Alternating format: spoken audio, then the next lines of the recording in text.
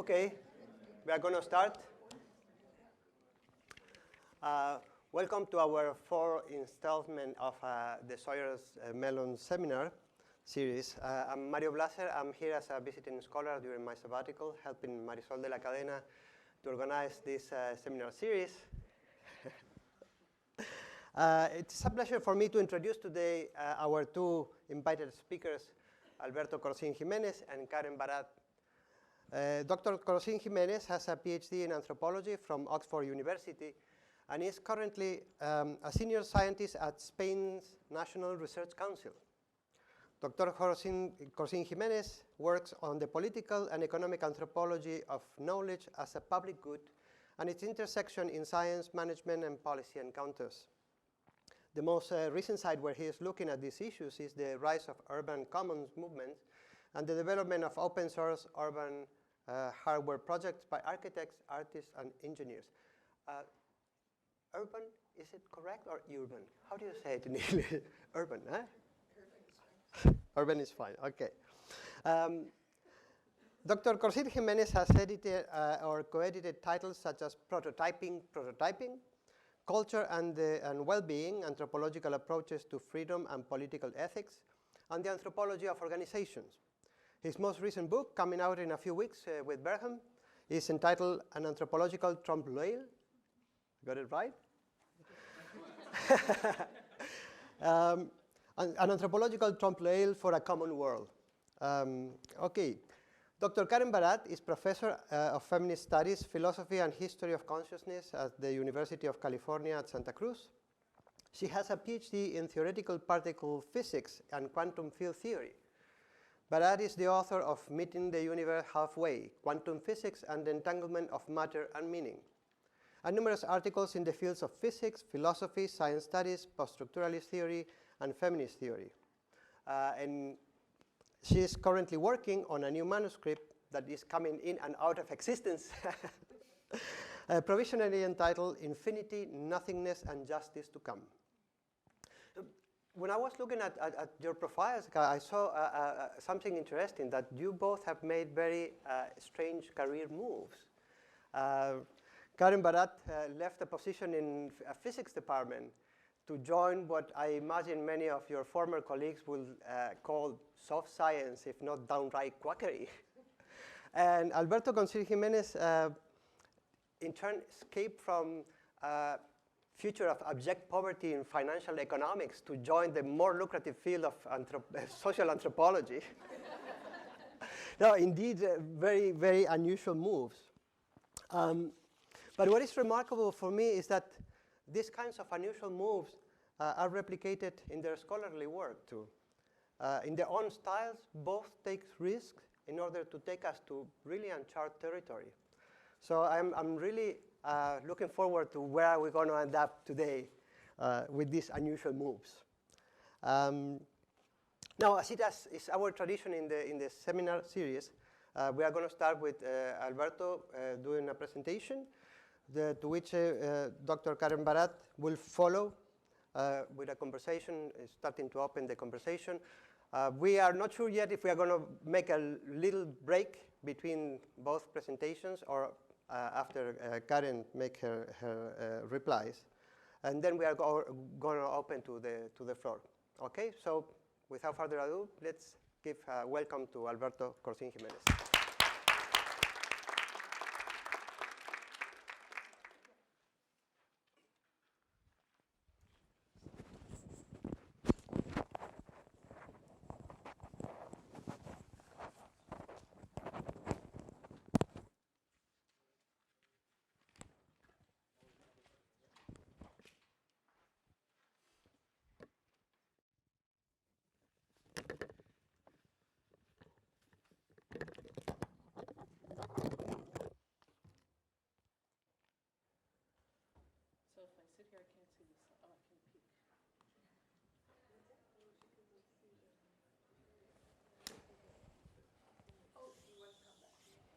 That's okay. I can keep this laptop.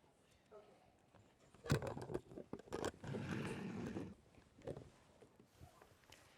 Well, thanks very much for the presentation, Matty. It's been fantastic to be here. I'd like to thank Mario, Marisol, Magali, sort of your hospitality, your organization, everything is up. It's just been fabulous. I'm really honored to be here, to be given the opportunity to participate in such an exciting dialogue, so timely, and with so many concomitants for social theory today.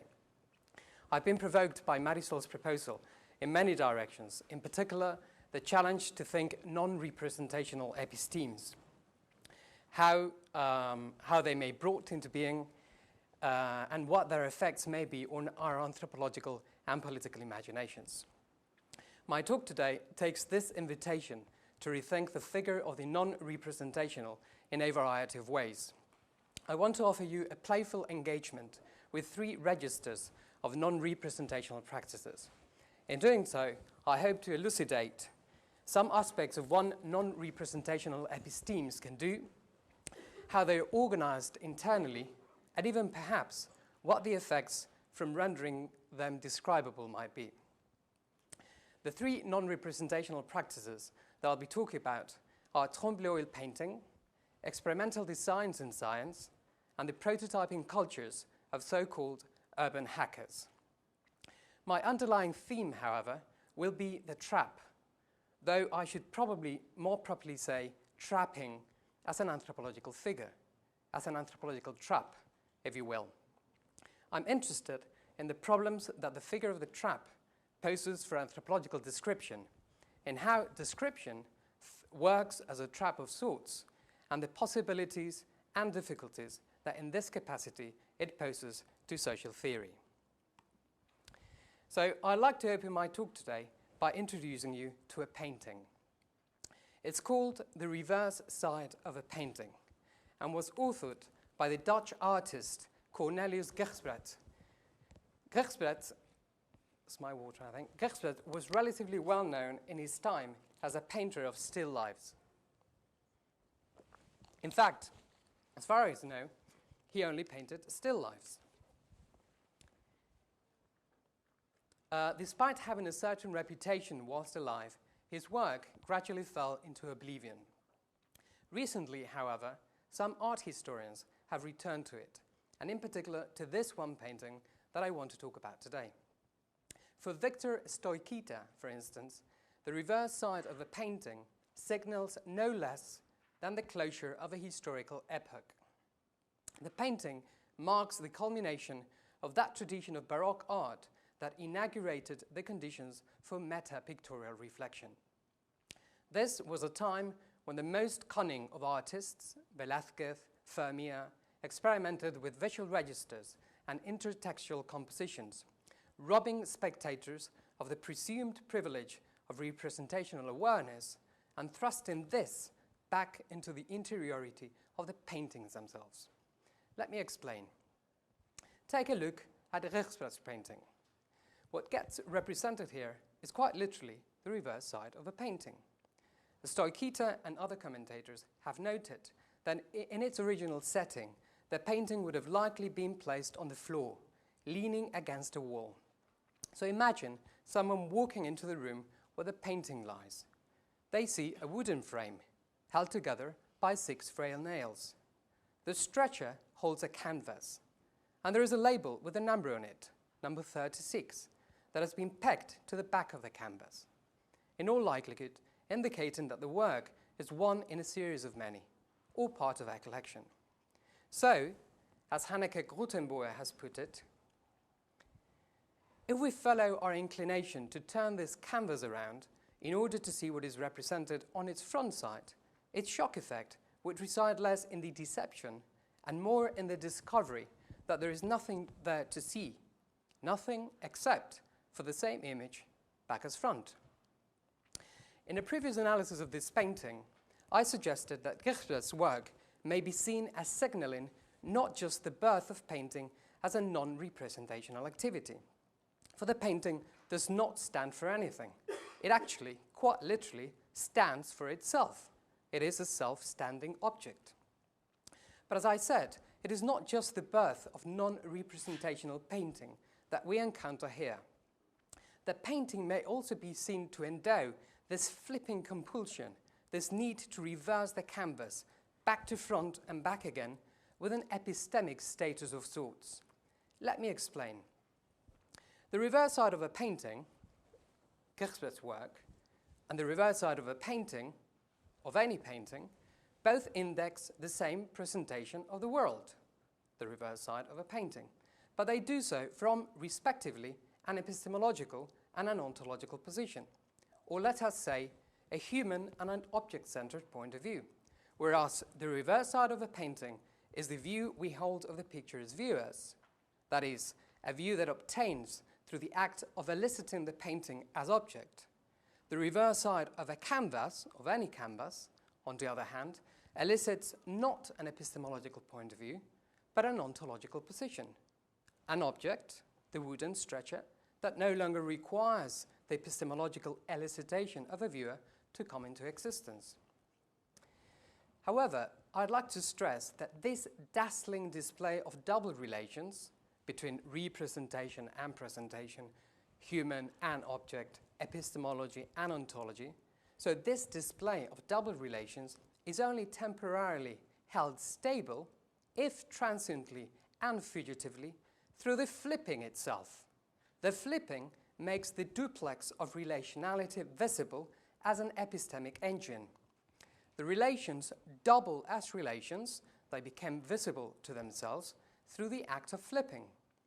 So oscillating between a human-centered and an object-centered point of view, between an epistemological and an ontological location, the Trompe-l'oeil's very reversible structure emerges as the only possible comfort zone for stabilizing the turbulence and confusion of all such double movements.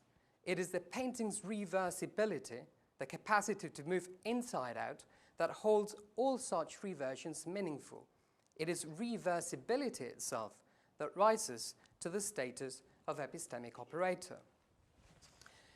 It is worth stressing that the reversibility effect is itself the outcome of a trap. In this case, the aesthetic trap of the Trompe-l'oeil.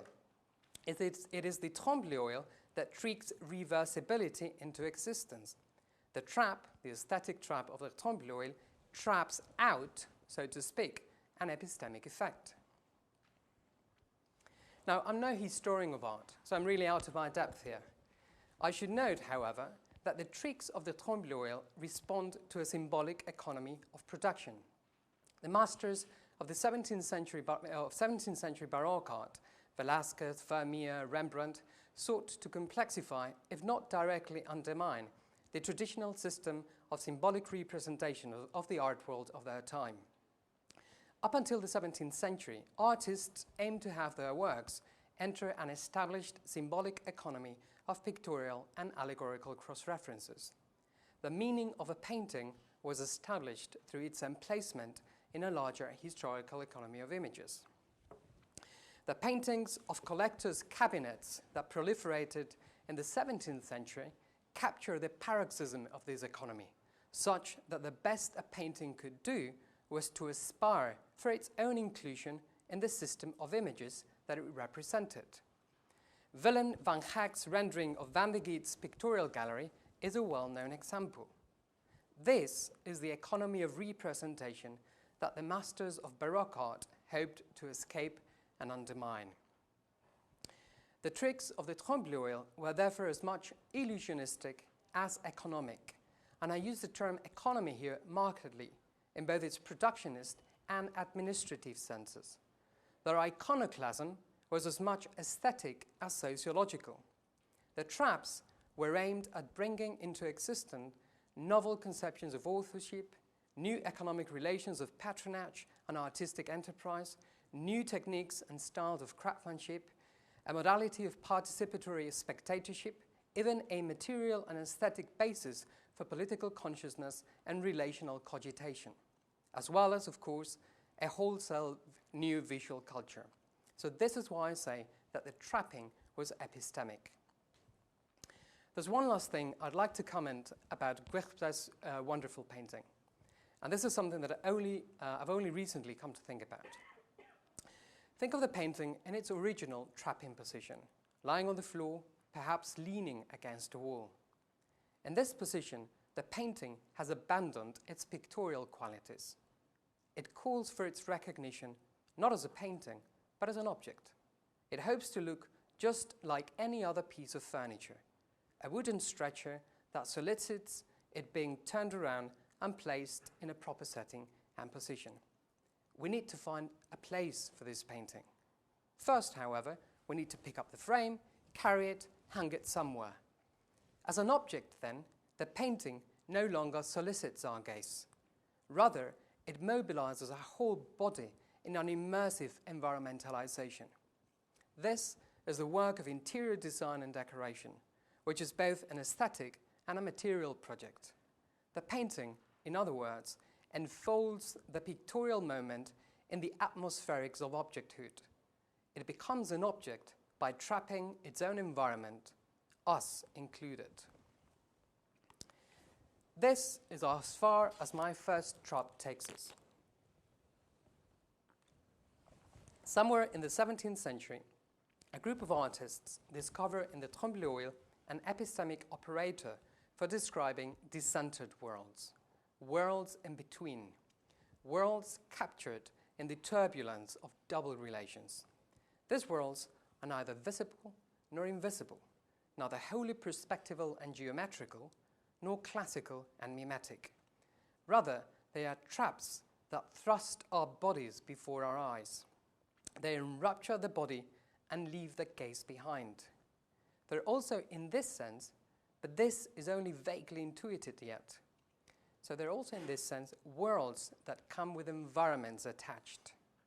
Perhaps it is the environment that traps us, but this is something that in the 17th century had not quite been formalized yet.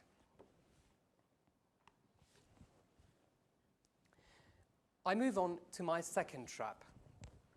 I'm relying here on the work of anthropologist Anne Kelly, who's for some time now been studying a type of experimental hat that is used for entomological research in southeast Tanzania. Experimental hats are in fact a classic tool of entomological science. First designed in the 1940s by British researchers in Kenya, they've since been used to monitor the flight patterns of malaria-inducing mosquitoes. The hats are built emulating vernacular architectural models and are erected in the periphery of villages.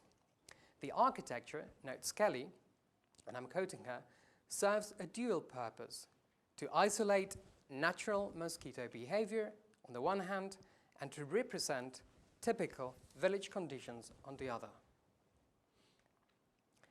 The commitment to build the huts following in local architectural designs responds to an experimental exigency to model, and I quote Kelly, and keep the interspecies human-mosquito encounter intimate. There are a number of reasons why this is so, not least because transmission vectors and epidemiological dynamics vary widely according to local circumstances. For example, by having 1, 2, and up to 10 volunteers sleeping overnight in a hut, early experimenters revealed the effect of body mass on malaria transmission. And later experiments also showed that pregnant women were predisposed to malaria infection because of mosquito olfaction. So this spatial and sociological architecture of the huts conditions the type of data collected under their roof. The huts are therefore conceived, and I quote Kelly, as experimental architectures equipped with an array of techniques of capture. I don't think it does much violence to Kelly's ethnography to describe the huts as epistemic traps, experimental comb environmental traps, for mosquitoes, of course, but also for tracking epidemiological data. And I use the term epistemic here advertently, because it is actually central to Kelly's project to show that as experimental architectures, the huts' functionality depends precisely on taking stock of their built-in uncertainty. The uncertainty is crucial to their experimental design. As she puts it, the provisional character of these experiments works to situate their claims. The hut's aesthetic, their detachable traps, open eaves, wire baffles, automotive coils, sheets, and meshes interrupts the causal linearity of proof. Instead, these rooms provide a momentary resting place to observe and record the site-specific details of man-mosquito interaction. Their experimental framework allows for evidentiary expansion from model to home, but the wiggle room between the two suggests that these extensions are subject to revision and adjustment. We could say, therefore, that the hut's materiality functions as a sort of interface between environmental and social relations. The huts capture the environmental dynamics of mosquitoes in epidemiological terms, but the huts are also designed to suspend momentarily human-mosquito relations. So in a sense, the huts are really ecological traps. They're infrastructural space-time interventions in a cultural ecology. They open up a space of difference where the agentive capacities of mosquitoes, local villagers, entomologists, thatched roofs, or public health research are temporarily suspended so that their relations can be reassembled anew. Now, the image of an experimental arrangement as a trap of sorts is actually a common epistemological trope and ploy in 20th century science. In his historical epistemology of the development of 20th century molecular biology, Hans-Georg Reinberger has described, for example, the implicit rules of scientific experimentation as constituting, and I quote, a kind of experimental spider's web.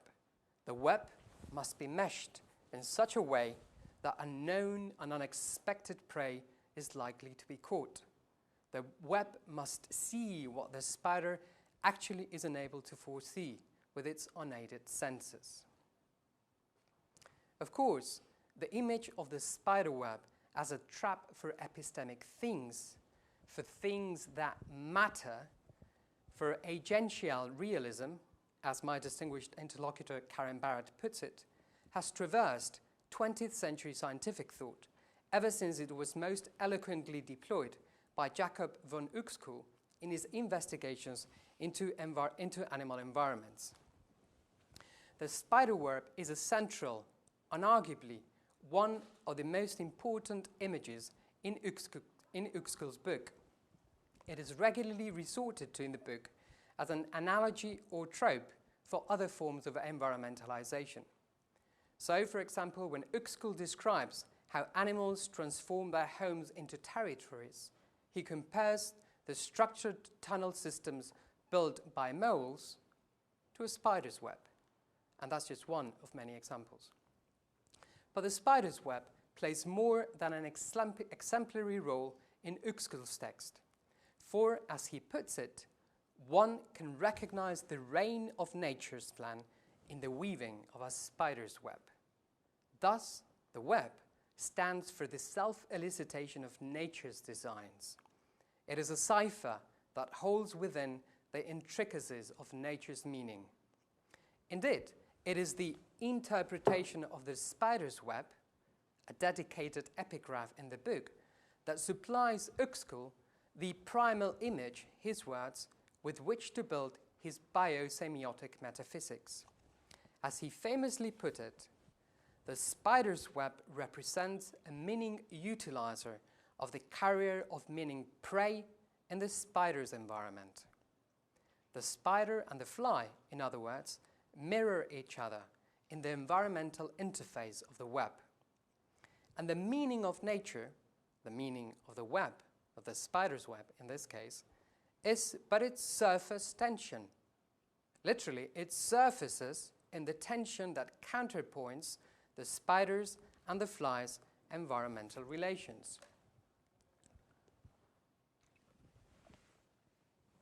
The spider's web, says Uexküll, is configured in a fly-like way because the spider is also fly-like. To be fly-like means that the spider has taken up certain elements of the fly in its constitution.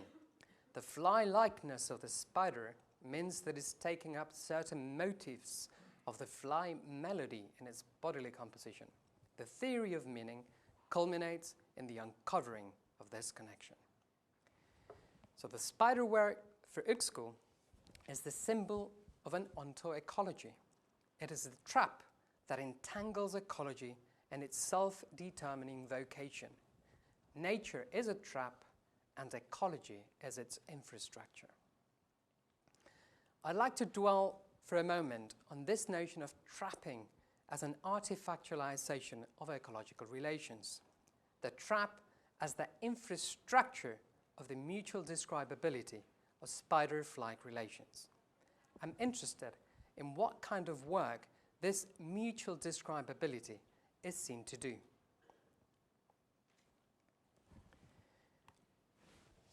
One of the few anthropologists who's taken the trap seriously as an anthropological problem is Alfred Gell. Gell approached the question of trapping indirectly, for he was actually examining how and what makes an artwork artistic in the first place. Famously, Gell suggested that artworks functioned as traps in that they successfully retained complexes of social relationships within the vicinity of their environmental influence. A trap, noted Gell, is a model as well as an implement. The arrow trap is particularly clearly a model of its creator because it has to substitute for him. A surrogate hunter, it does its owner's hunting for him. It is in fact an automaton or robot whose design epitomizes the design of its maker. It is equipped with a rudimentary sensory transducer, the cord, sensitive to the animal's touch. This afferent nervous system brings information to the automaton's central processor, the trigger mechanism, a switch, the basis of all information processing devices, which activates the efferent system, releasing the energy stored in the bow, which propels the arrow, which produces action at a distance, the victim's death. This is not just a model of a person, but a working model of a person. But traps do not just model their creators for Gell, they model their targets too. Hunters manufacture traps to emulate a prey environments. Traps, says Gell, are lethal parodies of the animal's Umwelt. The parody in Gell's unparalleled witty formulation is not unlike what Uxkul described as the contrapuntal spider-fly likeness. The parody is a sensorium of a mutual describability between spider and fly worlds. It is lethal, however, because it traps the likeness and makes it deadly visible. The trap artifactualizes the parody. It extricates the mutual describability of spider-fly Umwelts as infrastructure. You may have noted that the use that Gell makes of cybernetic images in his description of the trap's environmental circuitry. Although he speaks of the trap as an automaton or robot, he is in fact describing a sensory and nervous system. The trap for Gell is a media and information processing device. It is an interface, a binary switch, which alternately contains and releases energy information. However, it is still ultimately a trap, that is, an artifact modeled on and that functions as a vehicle or conduit for exo-environmental relations. So the trap may be an infrastructure for carrying information for Gell, but it is the infrastructure of ecological relations that matters. So this is as far as my second trap takes us. If the trompe l'oeil used by 17th century Baroque artists if the trompe l'oeil trap was used by 17th century Baroque artists to make decentered worlds visible, perhaps it is fair to say that some strands of 20th century experimental design have found the aesthetics of trapping useful as a tool for making ecologies visible. Or said somewhat differently, that ecological thought has itself been trapped into existence, that has been bodied forth as an infrastructure for making ecological entanglements visible. Moreover, intuited in the figure of the environmentalist trap, there also seems to be the notion of information as a trapping impulse, as something that jumps outside or ahead of itself, although this is only yet vaguely intuited. So I turn now to my third trap, which is also my ethnographic trap, a trap of my ethnography. When I employed the phrase mutual describability or spider-like likenesses, I was in fact echoing a description that digital art and media theorist Matthew Fuller has made of Uexküll's spider's web. Fuller comes to the spider's web in an exercise to rethink the spatial and medial qualities of architectural structures. Can you read that? No. Well, I'll read it for you then. I quote, "In that a subtle portrait of the fly," and that sentence, subtle portrait of the fly, is Deleuze and Guattari's synthesis of Uexküll, in that a subtle portrait of the fly is drawn into the web of the spider, this is also a system that evinces proper medial qualities of integration and communication, whilst at the same time promising the dissolution of the domains previously internal to that which is drawn into communication. Sensual extension, capture, and the precise delineation of space in a spontaneous, tirelessly reworked and cunningly arranged net is crucial to the medial trope of dispersal. End of quote. Architecture, proposes Fuller, works just like spiders' webs do. Whilst much recent media and systems theory has blossomed on the idea of the mutual describability of media, information, and space in terms of flow, for Fuller, the crucial question remains not how ecologies of information thrive on flows, but how they develop intrinsic capacities, how the flows are brought to a halt.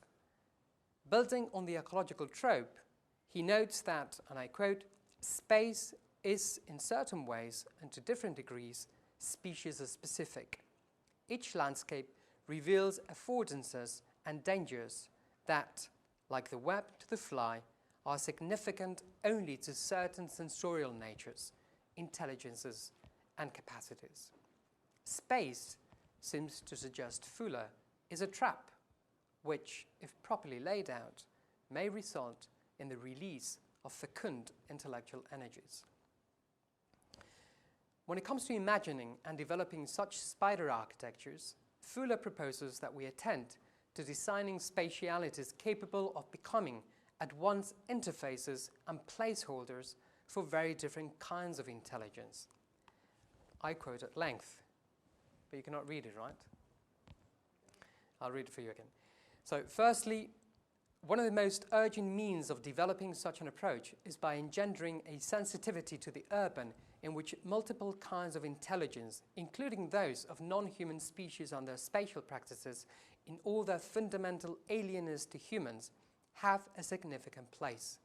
Secondly, to recognize that in the generative development of spatialities that intensify intelligence, a specialization takes place. Cities can be characterized as a concentrated process of the gathering, enfolding, and dispersal of such spaces.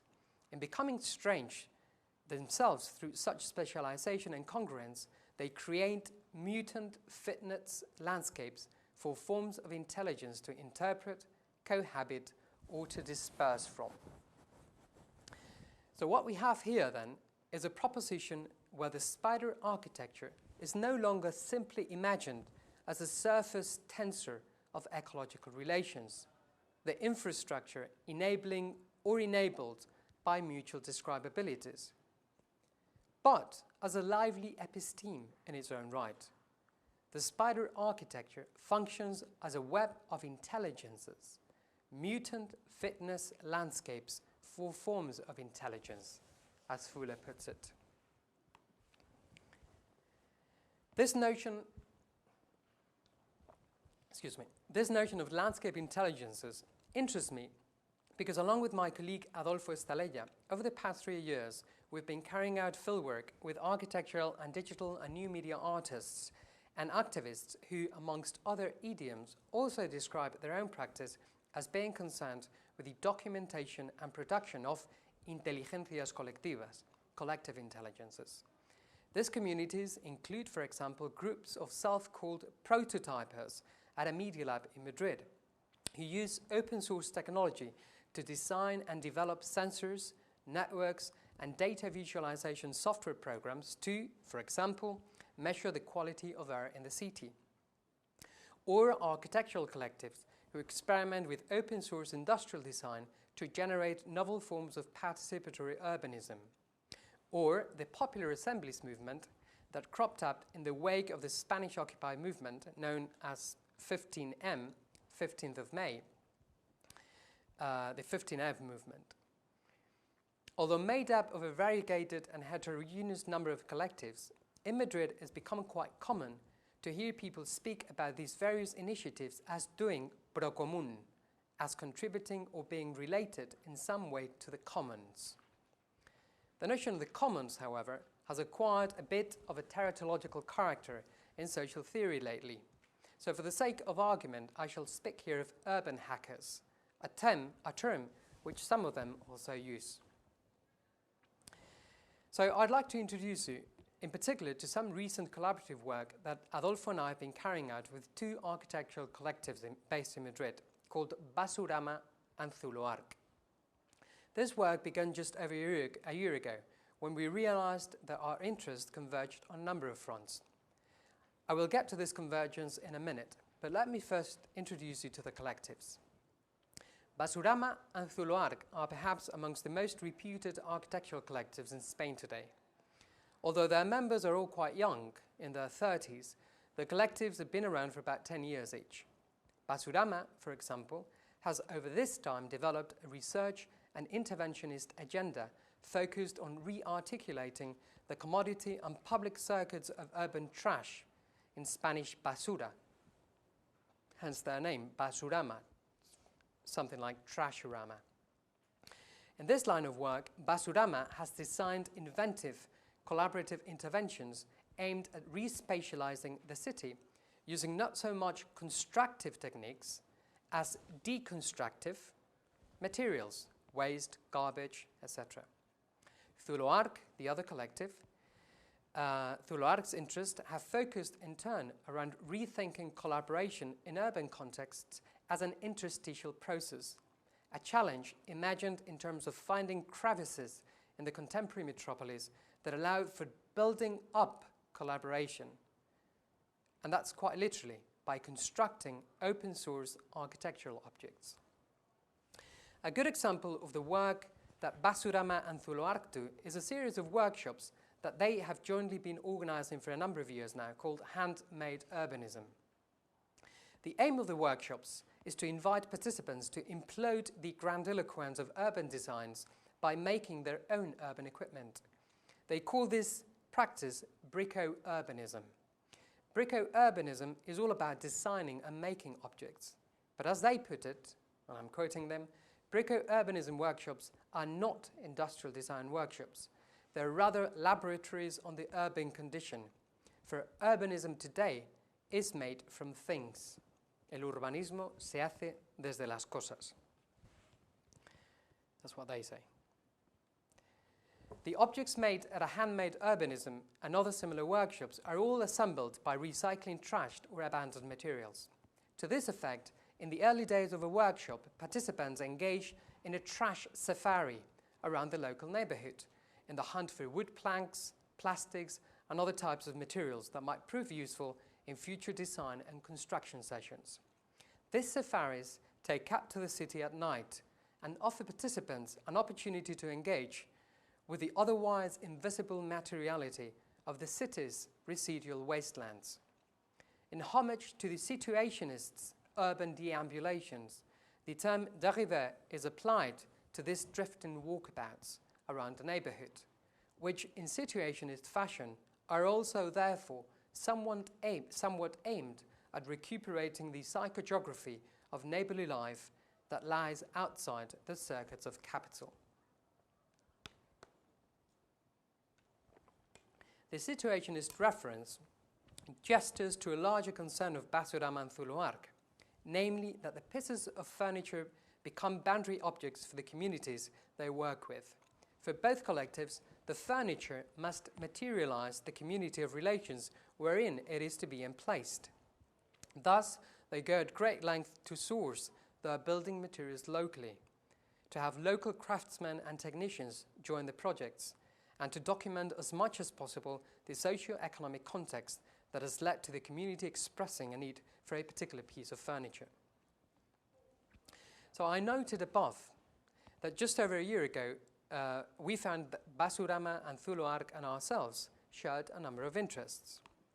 At that point, Adolfo and I had been doing fieldwork with the popular Assemblies movement for 18 months, the 15M movement, the Spanish Occupy movement. We'd come to think of the Assemblies as urban installations, pieces of mobile urban equipment that took temporary residence in the open air of plazas or streets. Our research led us to explore the infrastructural, archival, and methodological work invested by the Assemblies in warranting their durability as social open air forms.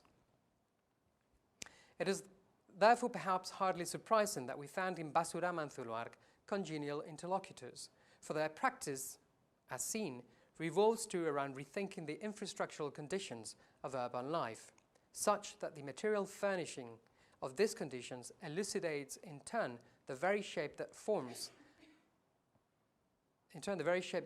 of neighborly or community collaborations might take. About a year ago then, we sat down with Basurama and Zuluark and developed a joint research program that we called 15 Muebles, 15 pieces of furniture. The name was intended to evocate the 15M movement, but more poignantly, we wanted to elucidate what new forms of urbanism the occupation of streets, plazas, and squatted centers had given birth to. If the urban condition was terraforming anew under the aegis of the occupied spirit, we were provoked to reimagine it instead as what Bernard Cachet has called terre meuble. So not terraformation, but terre meuble, the furnishing of the territory. Urban life as a meuble, a furniture that moves. For over a year, we met with Basurama and Zuluark regularly, every 2 weeks, sometimes weekly. We spent long mornings together, first introducing ourselves, our trajectories, our research and empirical sensibilities, and over time simply talking about Madrid, about developments in the 15M movement, about new legislation regulating public space, about ongoing changes in city halls, cultural and urban agendas. I have to admit that 8 months into the project, I began to have concerns about it. I felt we weren't really doing much except meet, talk, and attend each other's events, workshops, and seminars. It did transpire eventually that Basurama and Zuluark were talking about us outside our encounters, for we often found our names mentioned in websites or blogs or Twitter exchanges managed by other architectural collectives. And word of our project had also reached a number of well-known cultural and art centers in Madrid, who sometimes spoke about the project, about the 15 Muebles, 15 pieces of furniture project, with a confidence that, given our accomplishments to date, I frankly found a little off-putting. So that was our situation until roughly September last year. Then something changed. A couple of months previously, Madrid City Hall had set in motion a consultation exercise for a new strategic plan for its cultural industry sector. The consultation process received severe criticism for availing itself of a commons and social innovation rhetoric, and yet failing to open up to serious debate. In response, the Hall asked the Media Lab, where we had been carrying fieldwork a couple of years back, to organize a call for citizen panels whose proceedings might inform the final consultation document. The Media Lab, in turn, approached Adolfo and I, informally, inquiring whether we would be interested in organizing one such panel on gestión ciudadana de lo público, citizen-led initiatives of public resources. We were kindly surprised by the invitation and agreed to organize it with Basurama and Zuluark. We sent out a call to a very wide spectrum of community-led initiatives in Madrid: squatted social centers, urban community gardens, architectural collectives, neighborhood associations, and cultural centers. At the meeting, different collectives narrated their own experiences in taking over, sometimes legally, more often illegally, the management of a public space. We talked about how the various initiatives funded themselves over time and sought sustainability, about the management of infrastructure, electricity, water, toilets, and about the difficulties of finding suitable interlocutors inside City Hall. The encounter was on the whole rated a success. It was felt by many that the occasion to have various collectives share their experiences was a rare one, and that it therefore ought to be repeated. We met again in a fortnight's time, and then again 2 weeks later. By mid-November, the encounters had been institutionalized and were widely known as La Mesa, the Citizens' Roundtable. Roughly at the same time, Basurama and Zuluark received and accepted an invitation from City Hall to design the hall's stand at the National Environmental Conference that was to take place in Madrid later in the month. The stand was built reusing wood from historical seat benches, which were heritage pieces. The stand recreated an urban community garden whose plants were transplanted from existing community garden projects in Madrid. And importantly, it should be noted that urban community gardens are to this day illegal in Madrid. Each plant symbolized a community project and had a label attached explaining the initiative. Moreover, the whole stand was described in the blurb in the label welcoming its visitors as, and I quote, space of collective creativity, built with an evocative character and with the aim to promote a diversity of perspectives and reflections. When I first saw the stand, it took me a while to get my head around it. It was a beautiful and indeed evocative piece of furniture. It literally blossomed amidst the tedious commercial and corporate landscape of electricity and gas companies, or even NGO stands at the National Environmental Conference. Further, it made me wonder what exactly City Hall had seen in the stand so as to assume all the connotations of its symbolic infrastructure, with all those references and nods to urban community gardens, squatted social centers, or guerrilla architectural collectives. As it turns out, although much of the stand's publicity had all the inflections proper to the empty rhetoric of political ventriloquism, the preparations leading to its construction anticipated and rehearsed a number of future developments.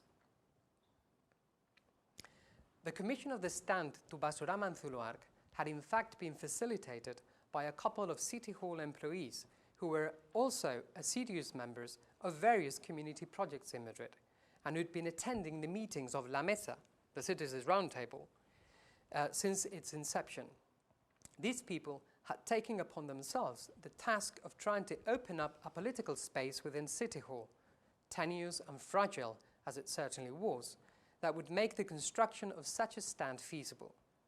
More importantly, coinciding with the ongoing celebrations of La Mesa, these City Hall employees suggested to some of their colleagues that the stand could perhaps be a good place to rehearse an informal meeting with some of the radical collectives who were responsible for building the stand, as well with others whose spirit was evoked by the stand's celebratory blurb when speaking of spaces of collective creativity. The suggestion to hold a meeting between the radical collectives and City Hall representatives was accepted. A message was sent out to members of La Mesa that some representatives from City Hall were keen to meet us in order to initiate a conversation about our diverse interests and stakes over the management of public spaces. The meeting was scheduled to take place at City Hall's stand in the National Environmental Conference, although we strategically removed the meeting from the conference's program so as to, as the Hall's delegates put it, not to draw too much political attention.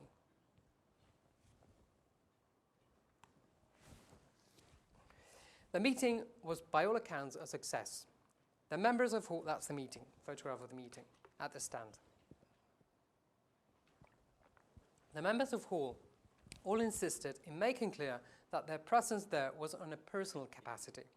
They were not on official City Hall business, and their words were not to be taken as representing City Hall views. Notwithstanding, they all agreed that their presence was a reaction to a failure on the part of Hall to understand new models of urban governance. We agreed that we all had a great deal to learn from each other. There was a palpable excitement in the air.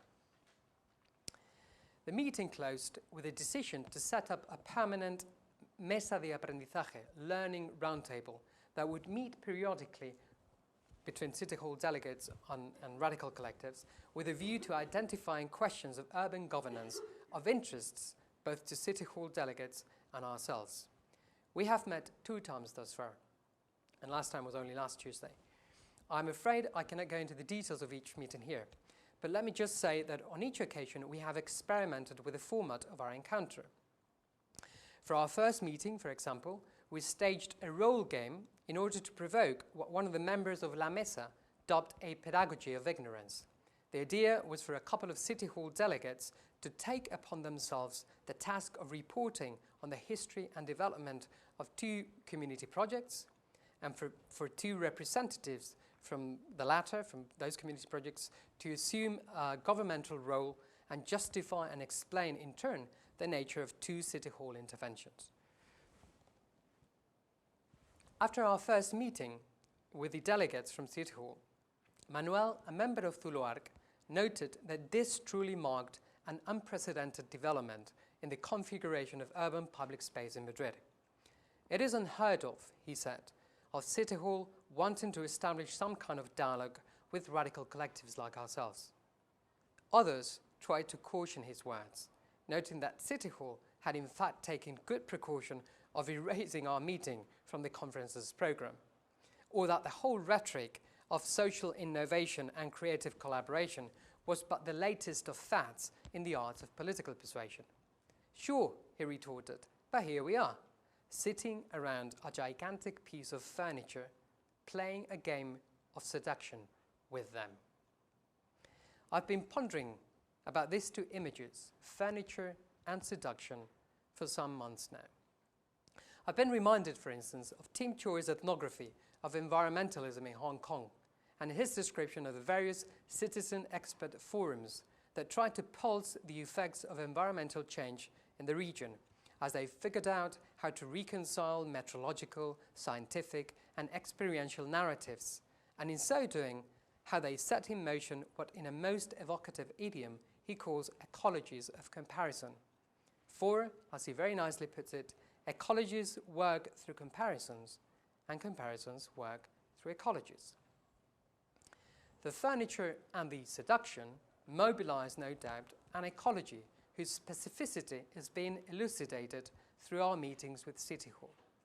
But the furniture and the seduction make also for a strange object, and that to me looks like a very strange object.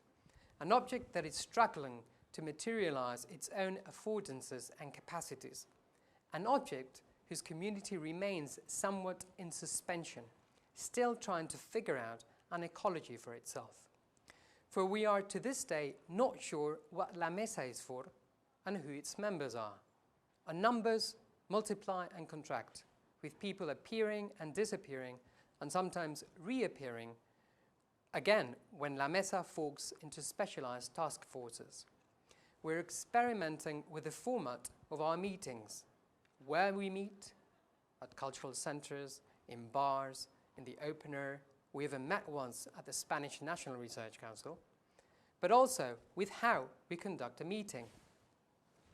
We take turns taking minutes, which we call relatorías, storytelling, and which sometimes read like ethnographic accounts, whilst at other times look like architectural sketches.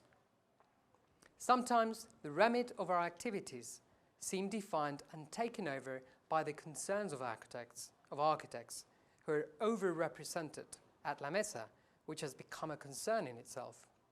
While some other occasions, it is the voice of cultural agents or of urban gardening communities that assumes the wisdom of political praxis. Sometimes even, it is the anthropologists that people turn to for inspiration. So perhaps this is what Fuller meant by a spider architecture, what a species-specific media ecology might look like when experimenting with the urban commons in Madrid.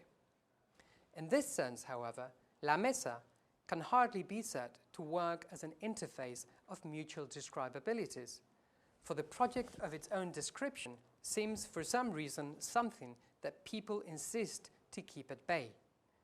In retrospect, I can see how La Mesa has both modulated and re-rehearsed over time the materiality of a very, very long conversation across different types of media and spaces, from our long conversations with Basurama and Zuluark, followed up in Twitter and online exchanges, in workshops and seminars, to the organization of the Media Labs Citizen Panel and the making of City Hall's stand, of that giant piece of furniture. Which brings me back to the question of furniture. In a very recent correspondence over email, a member of La Mesa circulated a message inviting other members to participate in the design of an urban cultivation table, a model for a transportable urban greenhouse. The tables project had been initiated by a sustainable architectural collective called Piña, who wished to experiment with this prototype, their own words, by open sourcing its design. And I quote from their website: "We want to start a participatory process on the internet to design a prototype urban cultivation table." Some members of La Mesa found the request for participating in the design of the table rather amusing, for it made visible a curious coincidence of purposes. La Mesa, the citizens' round table, had finally found its own mesa, its own table. Our experimentation had finally double-backed upon itself. The urban cultivation table aims to prototype its own reappearance as object and as community. It performs a sort of recursive movement, such that the making of the furniture furnishes itself the community of makers. A strange object, then, trying to catch a community for itself. Perhaps it is not unreasonable to think of this type of furnishing of the social as a trapping impulse, yet one whose trick lies in jumping ahead of itself. In this vein, the furniture seems less intent in trying to trap an environment, the way spiders' webs do, as in trying to trap its own capacity for description. It aims less for mutual describability as for describability itself. I'm reminded here of Roy Wagner's uncanny description of human knowledge as a predator that learned to stalk its own image, like the false non-presence that the cat pounces out of. The urban cultivation table, La Mesa, or the pieces of furniture of the handmade urbanism workshop are all prototypes for a city that doesn't yet exist, or maybe it does, deployed as the false non-presence that the meubles, the pieces of furniture, are trying to pounce out of. So I'm coming to a conclusion now. I've introduced you to three non-representation techniques of description: pictorial, experimental, and political, and have suggested that in the making visible of their epistemic effects, what these techniques may perhaps have in common is a trapping impulse. There are, of course, different kinds of traps, and it's certainly not been my intention to subsume these under one overarching notion of the epistemic trapping. Much to the contrary, I hope to have shown that trapping is a productive anthropological technology because it has so many different ways of generating, as Deborah Battaglia puts it, suspension without releasing the hold of context. Traps carry context and let it go, although the different techniques of capture, containment, and release will of course inflect how an episteme is seen to be doing any work to start with. Traps capture, caution, and captivate. They provoke wonder, suspension, and elicitation. Traps can make the world spin slowly, at least for those who are awaiting rescue, or they can accelerate our impatience if praise never show up. Some traps, even, are falsely triggered by a whisper or a hiss and jump off ahead of themselves. In this vein, the three modalities of trapping that I've described have allowed me to center a number of questions. The aesthetic trap of the trompe-l'oeil allowed us to see how epistemology and ontology are doubly encompassed by a notion of relationality that is itself unstable, flipping, reversible. In the trompe-l'oeil, relations double themselves and, with a nod to Marilyn Strathern's seminar 3 weeks ago, open up the relation itself to novel forms of description. Traps, of course, are also well-known environmental artifacts. We can think of them as ecological toolboxes. Traps, we have seen, artifactualize the interior design of an Umwelt. They extricate from nature its interfaces, the infrastructure of its mutual describabilities. And in this capacity, they would seem to place the project of an onto-ecology once again in the hands of description. Last, traps embody the interiorizing and exteriorizing recursions that accompany the location of an environment. The prototypes of urban furniture work just in this fashion. They help assemble and furnish the conditions for social seduction. Pouncing out from the shadows of their non-presence, the pieces of furniture, the meubles, prototype their own reappearance. They are trying to fascinate and seduce a community into existence, to trap it out. So, a trap for relations, and a trap for ecologies, and a trap for description's own reappearance. 3 traps, many. Thank you very much.